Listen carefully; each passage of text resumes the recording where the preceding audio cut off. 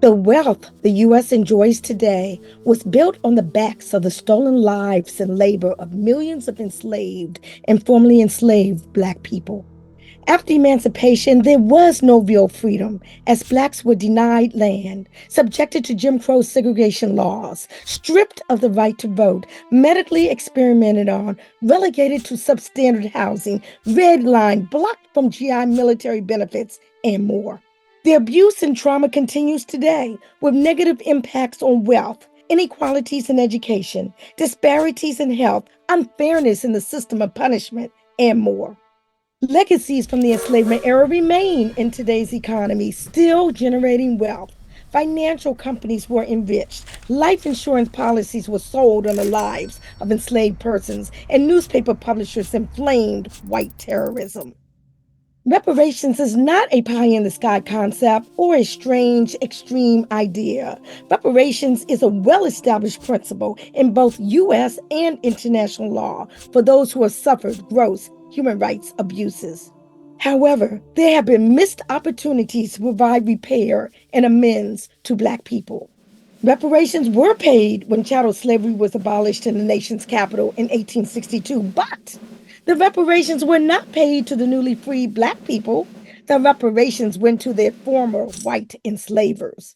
Similarly, the British government paid reparations when it abolished slavery in 1833, again, not to its formerly enslaved, but to the former white enslavers. And those reparation payments continued for centuries after both the enslaved and enslavers were dead, all the way up through 2015. At the end of the Civil War, newly freed Black leaders helped develop Special Field Order 15, where Black families were able to claim up to 40 acres of land. However, the reparations provision was stripped before it could become actualized, and the empty promise of 40 acres and a mule has echoed ever since. But Black people have never stopped advocating for reparations. Beginning in 1783, Belinda, kidnapped from Africa at age 12 and enslaved by the wealthy royal family in Boston for 50 years, submitted court petitions for payment for her enslavement and was granted £15 per year. In 1870, Henrietta Wood petitioned a court for and was granted $2,500 for the years stolen from her life. To date, that sum, although a pittance, is the largest on record to be granted by a U.S. court for enslavement. In 1898, Callie House helped spearhead the first mass-based reparations movement in the United States, whose mission was to organize mutual aid and pass federal pension legislation to compensate formerly enslaved persons. She was wrongfully convicted and imprisoned for her organizing. A follower of the early 20th century Marcus Garvey movement, later to be known as Queen Mother Audley Moore, championed the cause of reparations throughout the century, inspiring leaders in both the civil rights and Black Power movements. These movements inspired Japanese Americans, resulting in the 1988 passage of the Civil Liberties Act, which granted them reparations for unjust incarceration during World War II. Spurred by Black reparation activists, Congressman John Conyers introduced H.R. 40 in 1989 to establish a federal commission to examine slavery and discrimination and recommend remedies. After the 2020 George Floyd murder, millions protested for Black lives, and a multitude of organizations dedicated to reparations emerged. Cities nationwide began establishing reparation commissions and task forces, and California established the first statewide reparations task force. Academic and religious institutions began publicly supporting reparations.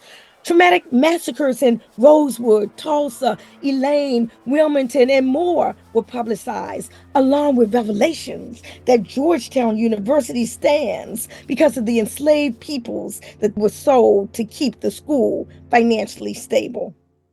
But some people don't believe that people alive today should have to pay for something they personally were not responsible for. We all stand on the shoulders of those who came before us. Although today's whites may be innocent of past harms, many stand in privileged positions because of the past and benefit from a society immersed in white supremacy. There is no statute of limitations on addressing human rights violations. Some people feel that reparations is only about the money. Reparations is more than the cutting of a check. A reparations settlement can be fashioned in as many ways as necessary to equitably address the countless manifestations of injury sustained from chattel slavery and its continuing vestiges. It's a new day with new energy and new possibilities.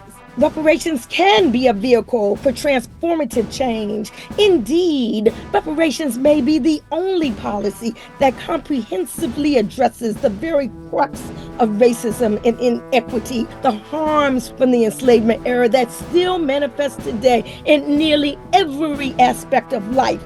The fruit we see now emanated from historic seeds that were planted and watered for generations. Reparations are no longer a stretch of the imagination or an unobtainable goal, but very likely a reality and achievable in our lifetime.